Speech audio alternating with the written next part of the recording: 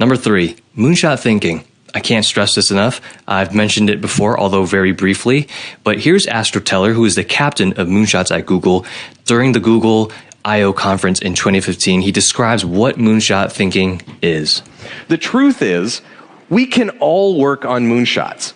Working on things that aspire to be 10 times better rather than 10% better is a mindset. That's what it is. It's got nothing to do specifically with the risk or the money or the time frame. It's a mindset about what we're working towards.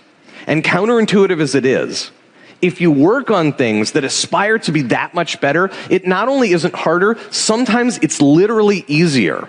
Because when you aspire to make the world that much better, you have to start over. And when you've acknowledged to yourself as a team that you're going to start over, you know that what's going to happen next can't be built on what people have done before. You have to, in a meaningful sense, come at it from a new perspective. And that often, not always, but often unlocks possibilities that make the impossible seem possible. Astro says that there's 3 parts to a moonshot. There's a blueprint for moonshots. 1, there's got to be the existence of a huge problem.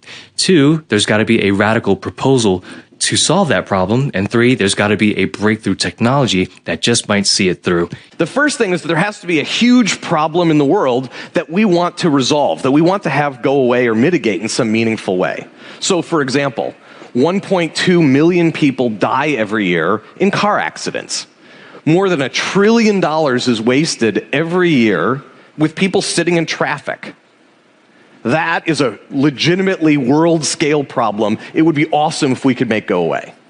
Number 2, there has to be a radical proposal for how to make that problem go away. If it's something that people have tried over and over before in the past, the idea that we or you or anyone else, by just trying harder or staying up later at night, is not really a good outcome. It's not very likely to work. So, cars that drive themselves all the way from point A to point B, I think that's like the poster child for a radical-sounding proposal to make that kind of problem go away. And then the third one is there has to be some reason to believe, some breakthrough technology, some aha from science or engineering, which makes us believe that even if it's not guaranteed to work, we have a decent shot at learning through the process and maybe, just maybe, getting there. In the case of self-driving cars, that was the DARPA Grand Challenge work that originally happened and some advances in smart software and smart sensors.